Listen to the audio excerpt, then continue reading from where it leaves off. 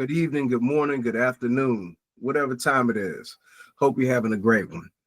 You were here with Emil, and what we're going to be doing is we're going to be listening to chapter 3 of section 4 of the Mandate for Leadership.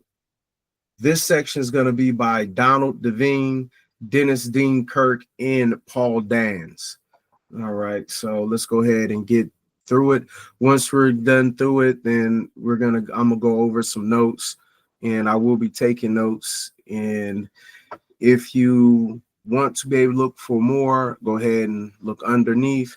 There should be some form of a Google Drive with information that you may be able to help others with learning about what's going on. All right, let's get to it.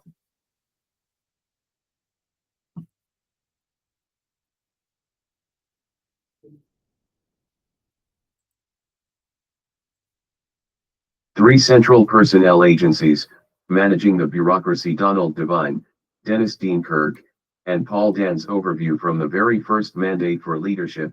The personnel is policy theme has been the fundamental principle guiding the government's personnel management.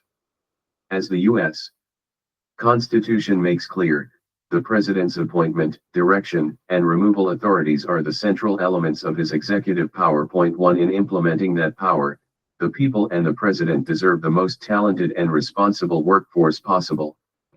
Who the President assigns to design and implement his political policy agenda will determine whether he can carry out the responsibility given to him by the American people. The President must recognize that whoever holds a government position sets its policy. To fulfill an electoral mandate, he must therefore give personnel management his highest priority, including cabinet-level proceedings. The federal government's immense bureaucracy spreads into hundreds of agencies and thousands of units and is centered and overseen at the top by key central personnel agencies and their governing laws and regulations. The major separate personnel agencies in the national government today are L. The Office of Personnel Management, OPM, L. The Merit Systems Protection Board, MSPB, L. The Federal Labor Relations Authority, FLRA, and L. The Office of Special Counsel, OSC. 70 Mandate for Leadership. The Conservative Promise. Title 5 of the U.S. Code charges the OPM with executing, administering, and enforcing the rules, regulations, and laws governing the civil service. 2. It grants the OPM direct responsibility for activities like retirement, pay, health, training, federal unionization, suitability, and classification functions not specifically granted to other agencies by statute.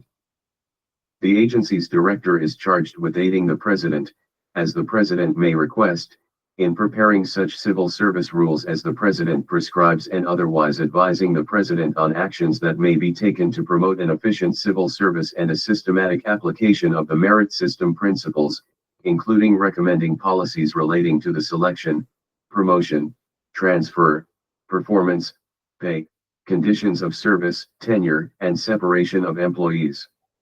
The MSPB is the lead adjudicator for hearing and resolving cases and controversies for 2.2 million federal employees. 3. It is required to conduct fair and neutral case adjudications, regulatory reviews, and actions and studies to improve the workforce.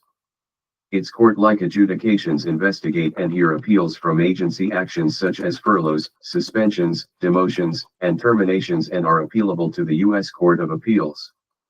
The FLRA hears appeals of agency personnel cases involving federal labor grievance procedures to provide judicial review with binding decisions appealable to appeals courts. 4. It interprets the rights and duties of agencies and employee labor organizations on management rights, OPM interpretations, recognition of labor organizations, and unfair labor practices under the general principle of bargaining in good faith and compelling need.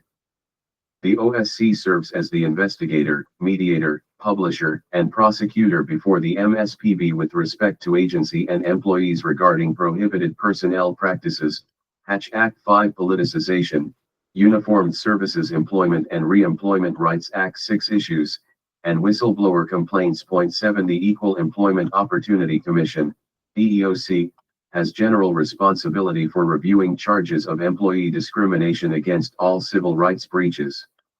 However, It also administers a government employee section that investigates and adjudicates federal employee complaints concerning equal employment violations as with the private sector. Point 8. This makes the agency an additional de facto factor in government personnel management. While not a personnel agency per se, the General Services Administration, GSA, is charged with general supervision of contracting. Point 9. Today, there are many more contractors in government than there are civil service employees. The GSA must therefore be a part of any personnel management discussion. Analysis and Recommendations. OPM, Managing the Federal Bureaucracy. At the very pinnacle of the modern progressive program to make government competent stands the ideal of professionalized, career civil service. Since the turn of the 20th century, 71 central personnel agencies, managing the bureaucracy. Progressives have sought a system that could effectively select, train, reward, and guard from partisan influence the neutral scientific experts they believe are required to staff the national government and run the administrative state. Their U.S. system was initiated by the Pendleton Act of 188,310 and institutionalized by the 1930s New Deal to set principles and practices that were meant to ensure that expert merit rather than partisan favors or personal favoritism ruled within the federal bureaucracy. Yet, as public frustration with the civil service has grown, generating calls to drain the swamp, it has become clear that their project has had serious unintended consequences. The civil service was devised to replace the amateurism and presumed corruption of the old spoils system, wherein government jobs rewarded loyal partisans who might or might not have professional backgrounds. Although the system appeared to be sufficient for the nation's first century, progressive intellectuals and activists demanded a more professionalized, scientific, and politically neutral administration. Progressives designed a merit system to promote expertise and shield bureaucrats from partisan political pressure, but it soon began to insulate civil servants from accountability. The modern merit system increasingly made it almost impossible to fire all but the most incompetent civil servants. Complying with arcane rules regarding recruiting, rating, hiring, and firing simply replaced the goal of cultivating competence and expertise. In the 1970s, Georgia Democratic Governor Jimmy Carter, then a political unknown, ran for president supporting New Deal programs and their Great Society expansion but opposing the way they were being administered. The policies were not actually reducing poverty, increasing prosperity, or improving the environment, he argued, and to make them work required fundamental bureaucratic reform. He correctly charged that almost all government employees were rated as successful, all received the same pay regardless of performance, and even the worst were impossible to fire, and he won the presidency. President Carter fulfilled his campaign promise by hiring Syracuse University Dean Alan Campbell, who served first as chairman of the U.S. Civil Service Commission and then as director of the OPM, and helped him devise and pass the Civil Service Reform Act of 1978, CSRA 11, to reset the basic structure of today's bureaucracy. A new performance appraisal system was devised with a 5 rather than 3 distribution of rating categories and individual goals more related to agency missions and more related to employee promotion for all. Pay and benefits were based directly on improved performance appraisals, including sizable bonuses for mid-level managers and senior executives. But time ran out on President Carter before the act could be fully executed, so it was left to President Ronald Reagan and his new OPM and agency leadership to implement. Overall, the new law seemed to work for a few years under Reagan, but the Carter-Reagan reforms were dissipated within a decade. Today, employee evaluation is back. 72 mandate for leadership, the conservative promise to pre-reform levels with almost all rated successful or above, frustrating any relation between pay and performance. An outstanding rating should be required for senior executive service, SES, chiefs to win big bonuses, but a few years ago, when it was disclosed that the Veterans Administration executives who encouraged false reporting of waiting lists for hospital admission were rated outstanding, the Senior Executive Association justified it, telling Congress that only outstanding performers would be promoted to the SES in the first place and that precise ratings were unnecessary. Point 12. The Government Accountability Office, GAO, however, has reported that pay raises, within grade pay increases, and locality pay for regular employees and executives have become automatic rather than based on performance. As a result of most employees being rated at similar appraisal levels. 13 OPM, merit hiring in a merit system. It should not be impossible even for a large national government to hire good people through merit selection. The government did so for years, but it has proven difficult in recent times to select personnel based on their knowledge, skills, and abilities, KSA, as the law dictates. Yet for the past 34 years, the U.S. civil service has been unable to distinguish consistently between strong and unqualified applicants for employment. As the Carter presidency was winding down, the U.S. Department of Justice and top lawyers at the OPM contrived with plaintiffs to end civil service IQ examinations because of concern about their possible impact on minorities. The OPM had used the Professional and Administrative Career Examination, PACE, General Intelligence Exam to select college graduates for top agency employment, but Carter administration officials, probably without the president's informed concurrence, abolished the PACE through a legal consent court decree capitulating to demands by civil rights petitioners who contended that it was discriminatory. The judicial decree was to last only 5 years but still controls federal hiring and is applied to all KSA tests even today. General ability tests like the PACE have been used successfully to assess the usefulness and cost-effectiveness of broad intellectual qualities across many separate occupations. Courts have ruled that even without evidence of overt, intentional discrimination, such results might suggest discrimination. This doctrine of disparate impact could be ended legislatively or at least narrowed through the regulatory process by a future administration. In any event, the federal government has been denied the use of a rigorous entry examination for 3 decades, relying instead on self-evaluations that have forced managers to resort to subterfuge such as pre-selecting friends or associates that they believe are competent to obtain qualified employees. In 2015, President Barack Obama's OPM began to introduce an improved merit examination called USA Hire, which it had been testing quietly since 2012 in a few agencies for a dozen job descriptions. The tests had multiple choice questions with only one correct answer. Some questions even required essay replies.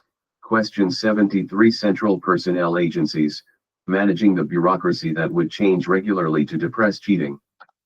President Donald Trump's OPM planned to implement such changes but was delayed because of legal concerns over possible disparate impact. Courts have agreed to review the consent decree if the uniform guidelines on employee selection procedures setting the technical requirements for sound exams are reformed.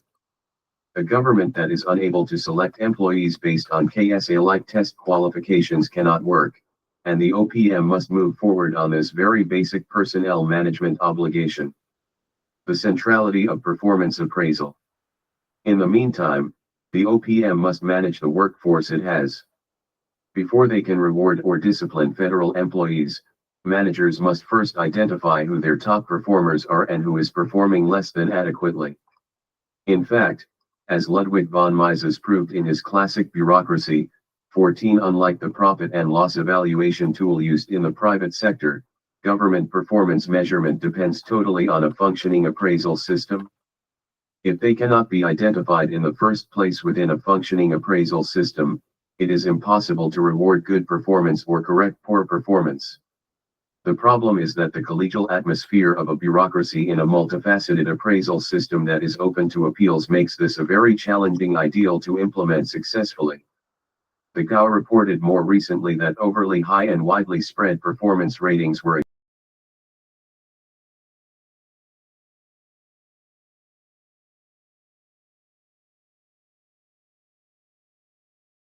federal employees.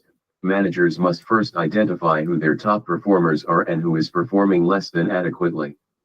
In fact, as Ludwig von Mises proved in his classic Bureaucracy, 14, unlike the profit and loss evaluation tool used in the private sector, government performance measurement depends totally on a functioning appraisal system.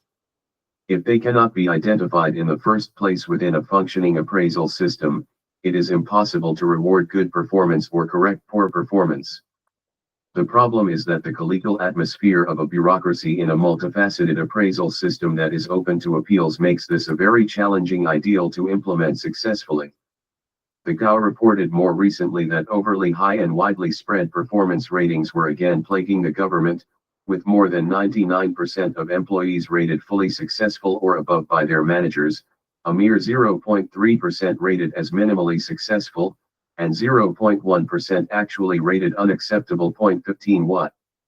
It is human nature that no one appreciates being told that he or she is less than outstanding in every way. Informing subordinates in a closely knit bureaucracy that they are not performing well is difficult. Rating compatriots is even considered rude and unprofessional. Moreover, managers can be and often are accused of racial or sexual discrimination for a poor rating, and this discourages honesty.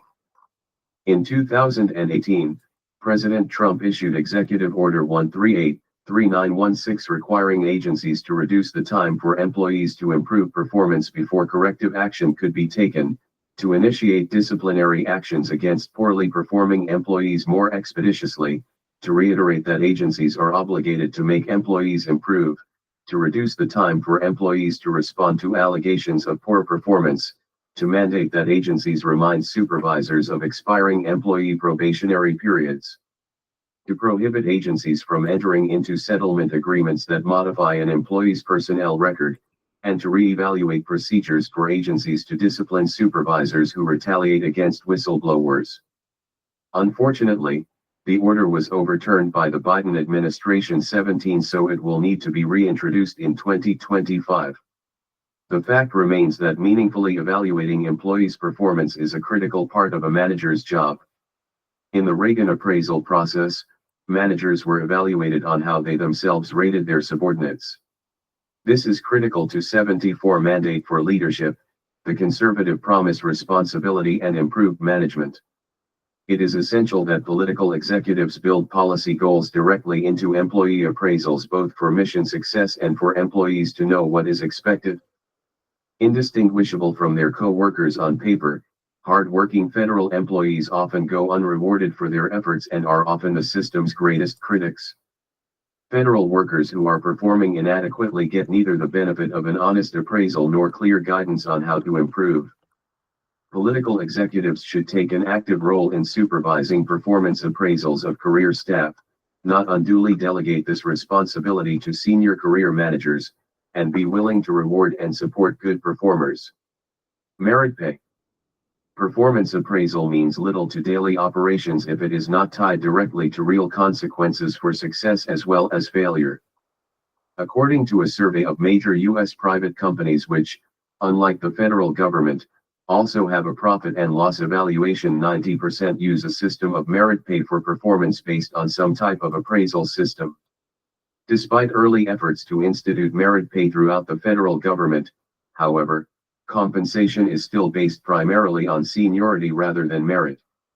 Merit pay for executives and managers was part of the Carter reforms and was implemented early in the Reagan presidency. Beginning in the summer of 1982, the Reagan OPM entered 18 months of negotiations with House and Senate staff on extending merit pay to the entire workforce. Long and detailed talks between the OPM and both Democrats and Republicans in Congress ensued, and a final agreement was reached in 1983 that supposedly ensured the passage of legislation creating a new performance management and recognition system, PMRS, for all, not just management, GS-13 through GS-15 employees. Meanwhile, the OPM issued regulations to expand the role of performance related to pay throughout the entire workforce, but congressional allies of the employee unions, led by Representative Steny Hoyer, D., of Government Employee Rich, Maryland, stoutly resisted this extension of pay for performance and, with strong union support, used the congressional appropriations process to block OPM administrative pay reforms. Bonuses for SES career employees survived, but performance appraisals became so high and widely distributed that there was little relationship between performance and remuneration. Ever since the original merit pay system for federal managers, GM13 through GM15 grade levels, just below the SES, was allowed to expire in September 1993, little to nothing has been done either to reinstate the federal merit pay program for managers or to distribute performance rating evaluations for the SES, much less to extend the program to the remainder of the workforce. A reform-friendly president and Congress might just provide the opportunity to create a more comprehensive performance plan. In the meantime, however, political executives should use existing pay and especially fiscal awards strategically to reward good performance to the degree allowed by law. 75 central personnel agencies, managing the bureaucracy making the appeals process work. The non-military government dismissal rate is well below 1%, and no private sector industry employee enjoys the job security that a federal employee enjoys. Both safety and justice demand that managers learn to act strategically to hire good and fire poor performers legally. The initial paperwork required to separate poor or abusive performers, when they are infrequently identified, is not overwhelming, and managers might be motivated to act if it were not for the appeals and enforcement processes. Formal appeal in the private sector is mostly a rather simple two-step process, but government unions and associations have been able to convince politicians to support a multiple and extensive appeals and enforcement process. As noted, there are multiple administrative appeals bodies. The FLRA, OSC, and EEOC have relatively narrow jurisdictions. Claims that an employee's removal or disciplinary actions violate the terms of a collective bargaining agreement between an agency and a union are handled by the FLRA.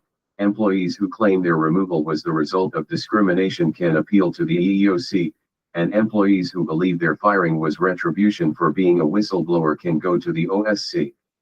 While the MSPB specializes in abuses of direct merit system issues, it can and does hear and review almost any of the matters heard by the other agencies. Cases involving race, gender, religion, age, pregnancy, disability, or national origin can be appealed to the EEOC or the MSPB and in some cases to both and to the OSC. This gives employees multiple opportunities to prove their cases, and while the EEOC, MSPB, FLRA, and OSC may all apply essentially the same burden of proof, the odds of success may be substantially different in each forum. In fact, forum shopping among them for a friendlier venue is a common practice, but frequent filers face no consequences for frivolous complaints. As a result, meritorious cases are frequently delayed, denying relief and justice to truly aggrieved individuals. The MSPB can and does handle all such matters, but it faces a backlog of an estimated 3,000 cases of people who were potentially wrongfully terminated or disciplined as far back as 2013. From 2017 to 2022, the MSPB lacked the quorum required to decide appeals. On the other hand, as of January 2023, the EEOC had a backlog of 42,000 cases. While federal employees win appeals relatively infrequently, MSPB administrative judges have upheld agency decisions as much as 80% of the time. The real problem is the time and paperwork involved in the elaborate process that managers must undergo during appeals. This keeps even the best managers from bringing cases in all but the most egregious cases of poor performance or misconduct. As a result, the MSPB, EEOC, FLRA, and OSC likely see very few cases compared to the number of occurrences, and non-performers continue to be paid and often are placed in non-work positions. Having a choice of appeals is especially unique to the government. If lower priority issues were addressed in-house, serious adverse actions would be less subject. 76 Mandate for leadership, the conservative promise to delay. With the proper limitation of labor union actions, the FLRA should have limited reason for appeals. The EEOC's federal employee section should be transferred to the MSPB, and many of the OCS's investigatory functions should be returned to the OPM. The MSPB could then become the main reviewer of adverse actions, greatly simplifying the burdensome appeal process. Making civil service benefits economically and administratively rational.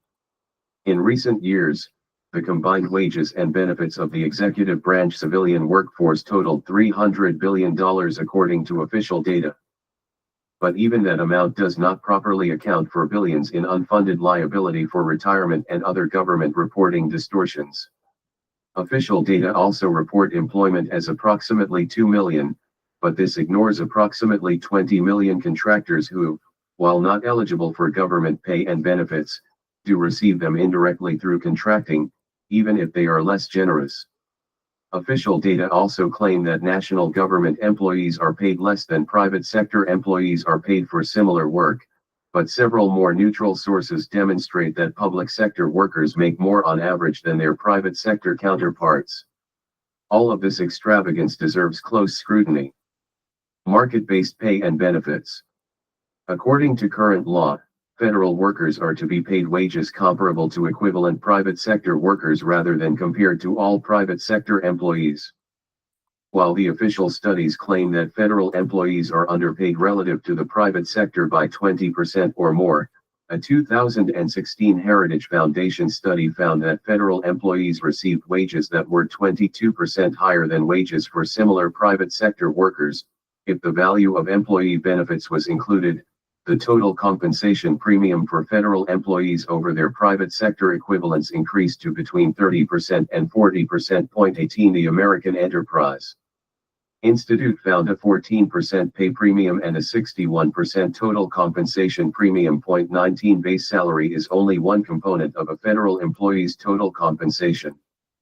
In addition to high starting wages, federal employees normally receive an annual cost of living adjustment, available to all employees, and generous scheduled raises known as step increases. Moreover, a large proportion of federal employees are stationed in the Washington, D.C. area and other large cities and are entitled to steep locality pay enhancement to account for the high cost of living in these areas.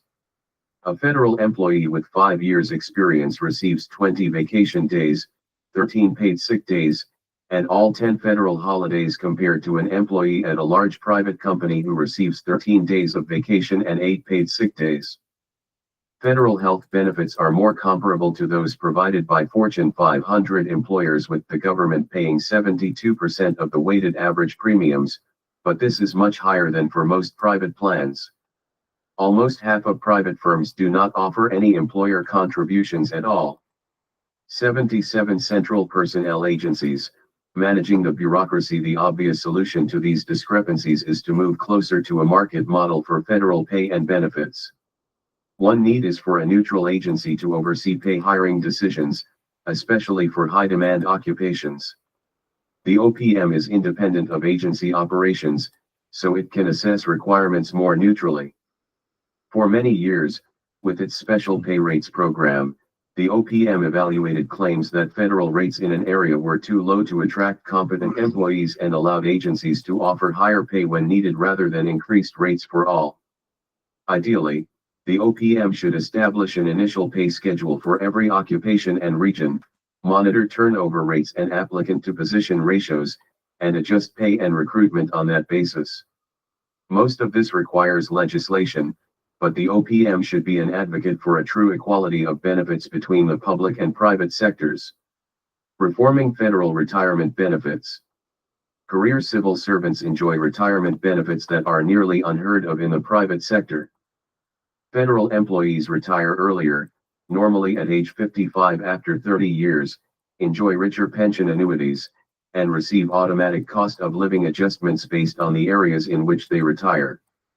Defined benefit federal pensions are fully indexed for inflation, a practice that is extremely rare in the private sector.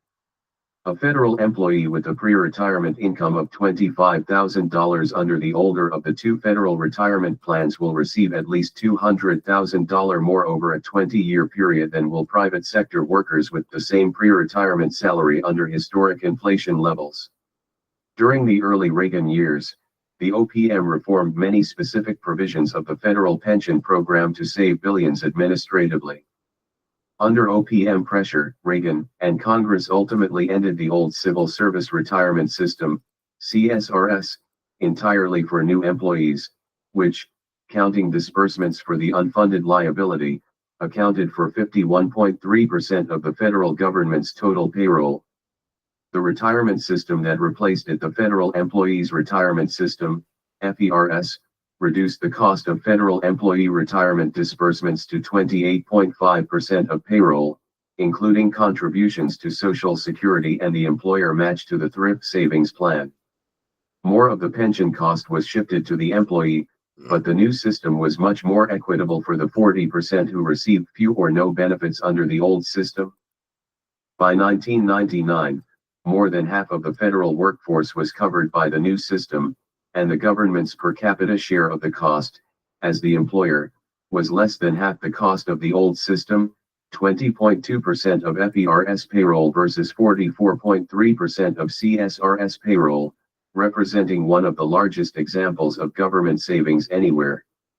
Although the government pension system has become more like private pension systems, it still remains much more generous, and other means might be considered in the future to move it even closer to private plans. GSA, Landlord and Contractor Management. The General Services Administration is best known as the federal government's landlord, designing, constructing, managing, and preserving government buildings and leasing, and 78 mandate for leadership. The conservative promise managing outside commercial real estate contracting with 376.9 million square feet of space.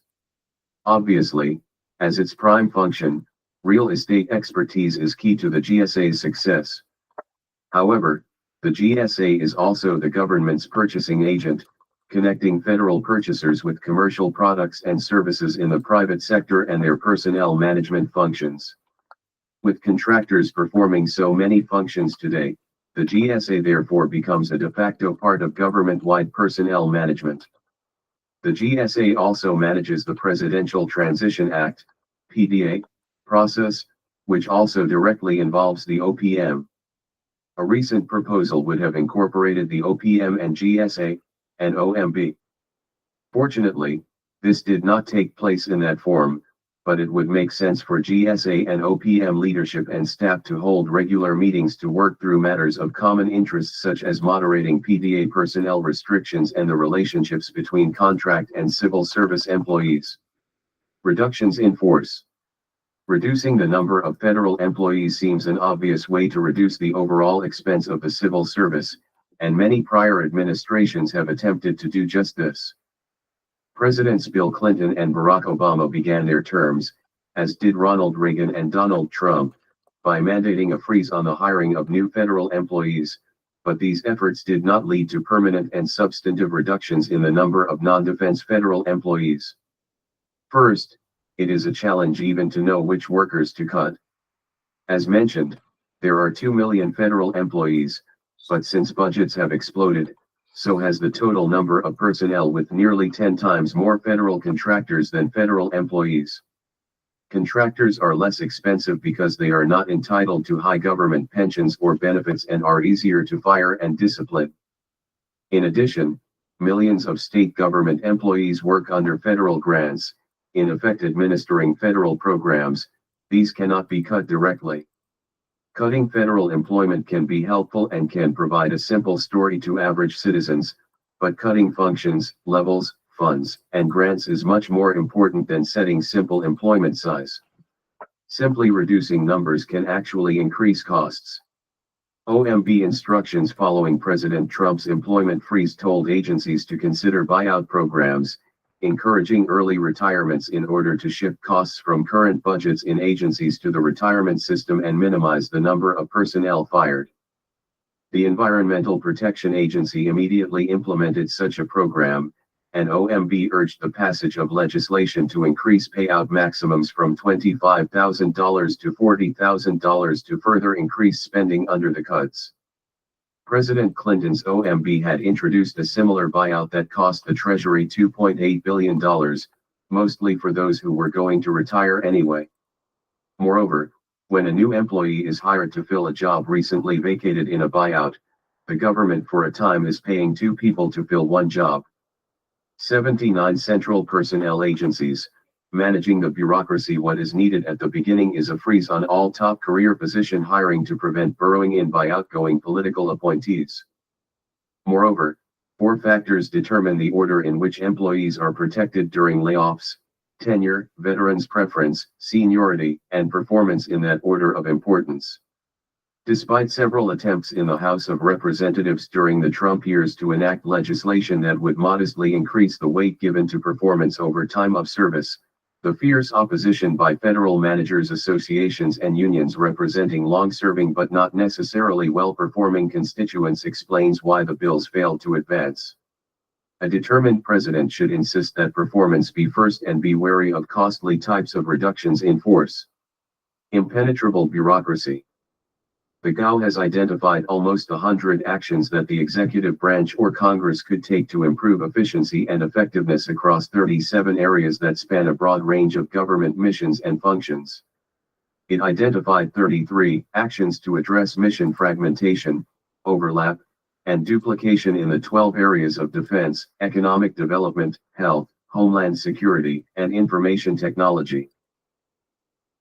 It also identified 59 other opportunities for executive agencies or Congress to reduce the cost of government operations or enhance revenue collection across 25 areas of government. Point 20. A logical place to begin would be to identify and eliminate functions and programs that are duplicated across cabinet departments or spread across multiple agencies. Congress hoped to help this effort by passing the Government Performance and Results Act of 1993-21, which required all federal agencies to define their missions, establish goals and objectives, and measure and report their performance to Congress. 3 decades of endless time-consuming reports later, the government continues to grow, but with more paper and little change either in performance or in the number of levels between government and the people.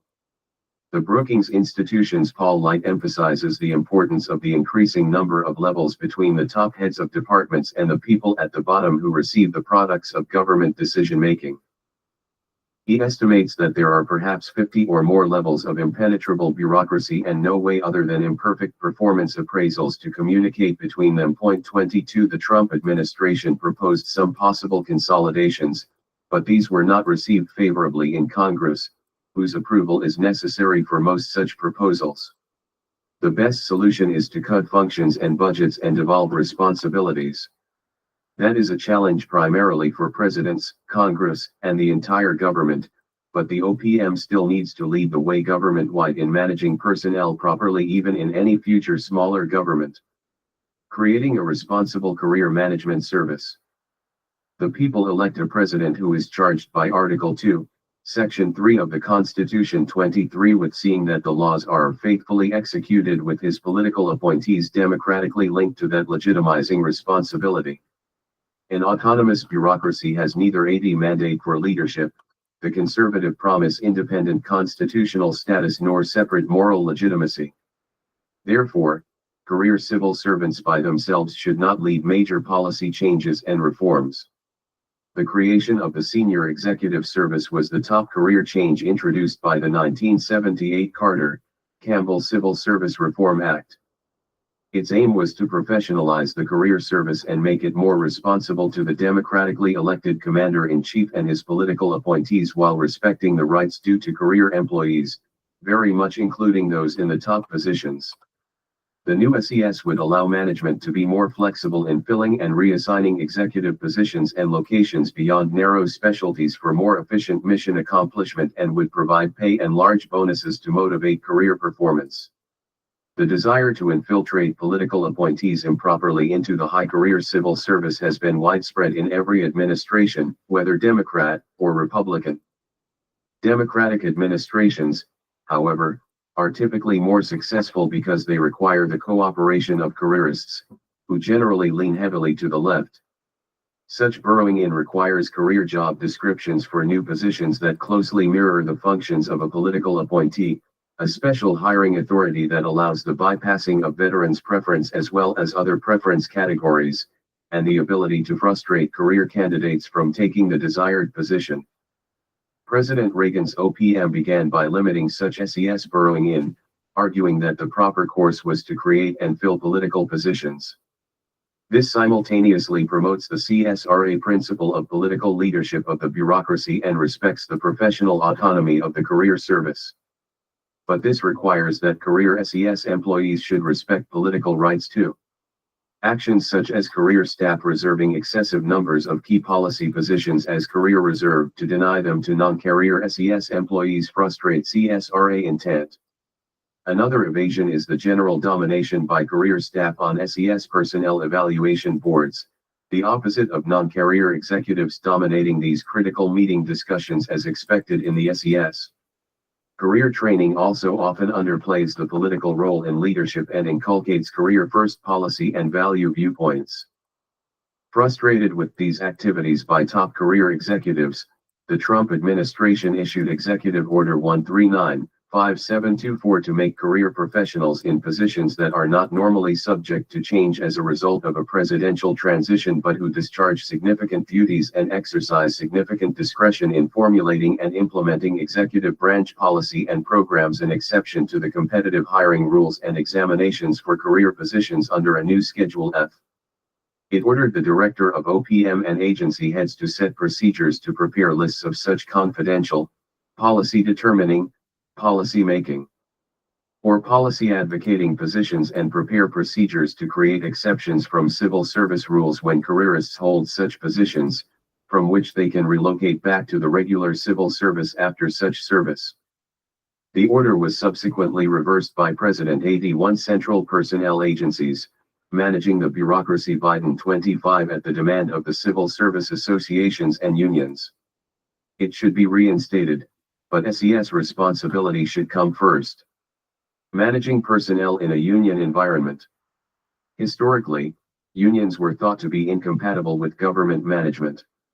There is a natural limit to the bargaining power of private sector unions, but the financial bottom line of public sector unions is not similarly constrained. If private sector unions push too hard a bargain, they can so harm a company or so reduce efficiency that their employer is forced to go out of business and eliminate union jobs altogether.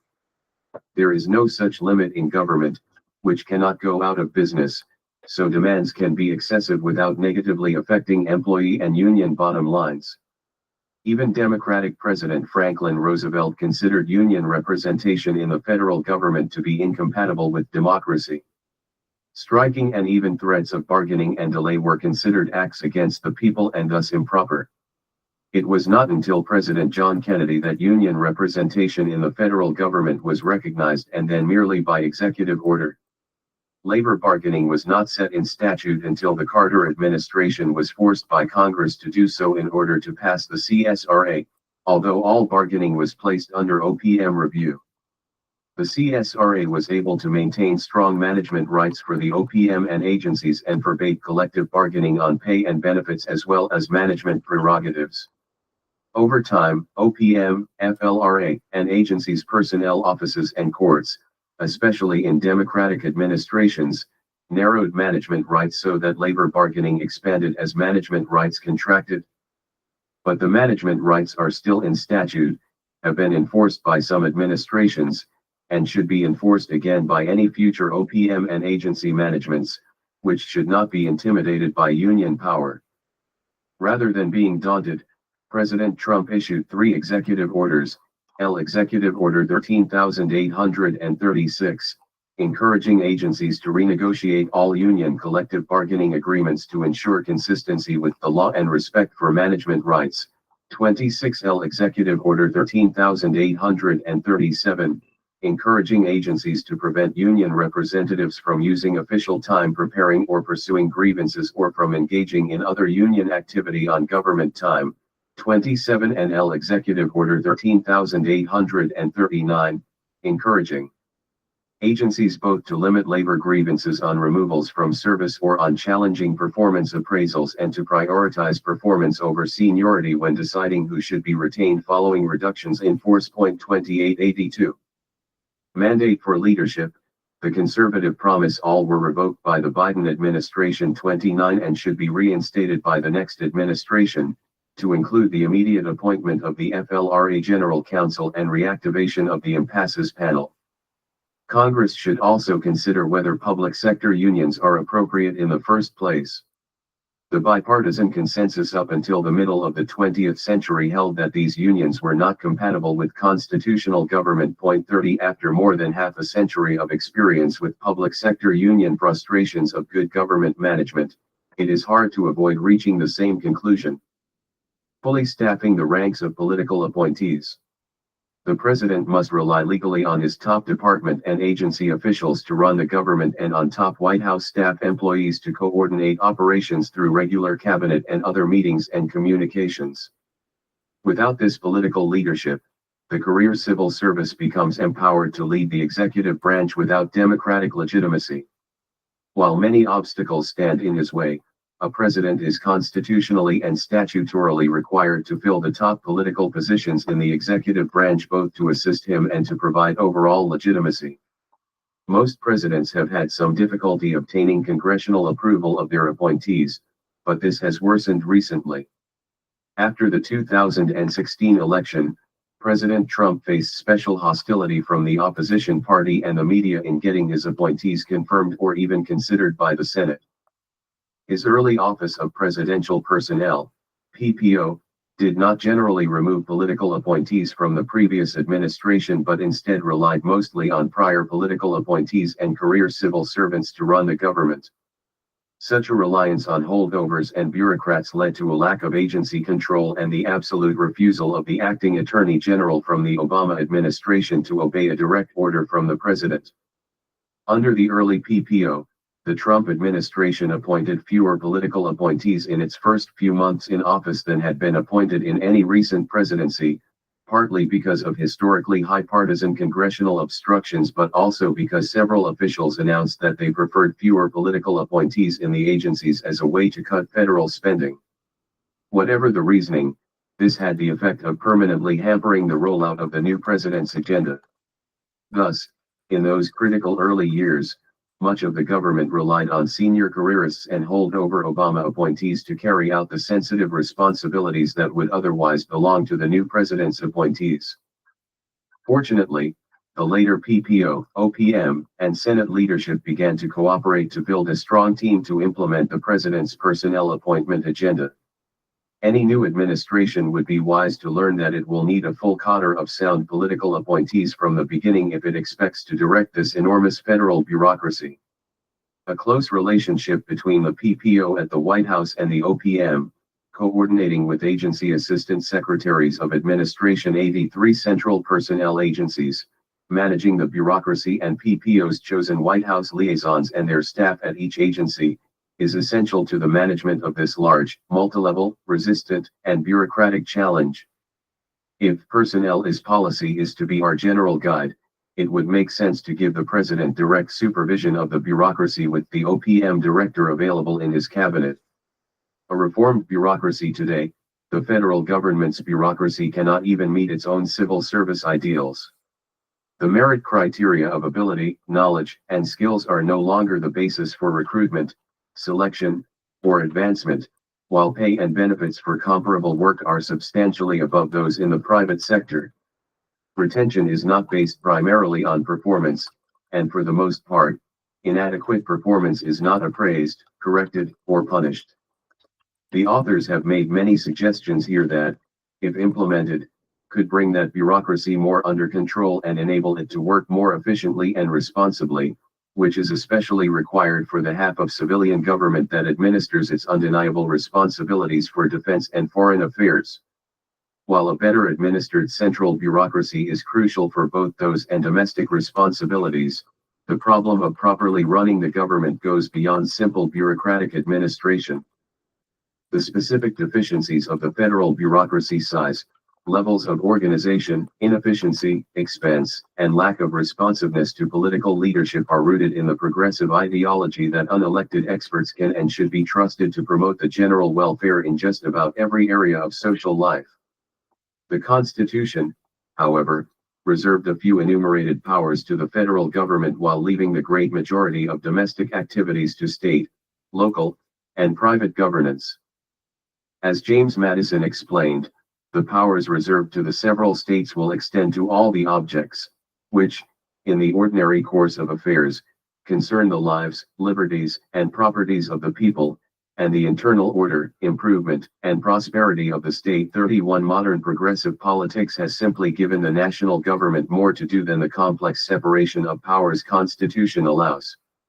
That progressive system has broken down in our time, and the only real solution is for the national government to do less, to decentralize and privatize as much as possible, and then ensure that the remaining bureaucracy is managed effectively along the lines of the enduring principles set out in detail here.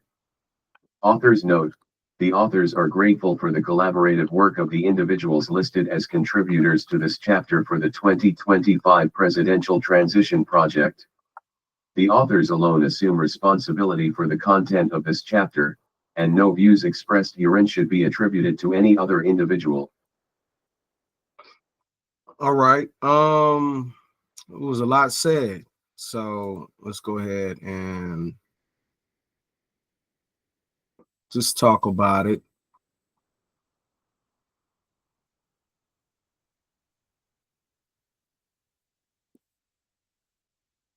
All right. Just a real quick note. For those working in the federal government during this period of uncertainty and potential reform, it's important to stay grounded, focused, and adaptable. While sweeping changes may feel unsettling, your daily commitment to professionalism, integrity, and public service remains essential. Lean into what you can control, maintain high personal performance, document your work clearly, stay informed on policy updates, and seek out opportunities for growth and learning. Support your colleagues by fostering a respectful, mission-driven environment, even as the landscape shifts. Remember that resilience isn't about resisting change, it's about finding your place within it and continuing to serve the public with excellence, no matter the challenges ahead. Now, I tell you this, with this troubling time and the fact that a lot of this verbiage that's going on in this book is basically saying that if you're not loyal to the cause, they will be looking to get rid of you. That is very, very nerve-wracking. And you notice that they mention things of, 4 different things that they're worried about as far as vet status, as far as seniority, and there was like 2 other things that was in there that really said that they're looking at time and service and time and rank and that type stuff. So I know that it's tough out there for individuals who just got laid off, and then those who just got back in. It's kind of like, well, you fired me today, you hired me today, and now my existence is on a thread because every performance is 10 times worse than what it needs to be. And then from the text is saying that they're about to get rid of a bunch of positions. So let's go ahead and get through the regular housekeeping. If you showed up to April 5th, 2025, if you was out there protesting, marching, appreciation. Tesla takedown. Right now, they're talking about Elon Musk. His head is on a chop block. Tesla might even get rid of him as far as make him move around. So what we doing as far as showing up every Saturday is doing good. So I know I show up every Saturday. I hope that you find a place near you that you could be able to just voice your concerns and let the person know that they can get your hands off your stuff, your Medicaid, your Medicare, your Social Security, your benefits, your SNAPs, your government assistance, just the ability to be able to get on the phone, when it comes out to IRS. Just those little things that we take for granted. And last but not least, that I believe the Resistance Lab, go ahead and make it a point to look at that. Like, comment, subscribe. Please share this with people who may want to hear it, but don't really want to read it, but want to see a little bit and hear a little bit, but just don't want to read it themselves. So I hope that you're learning just like we are over here, and for democracy.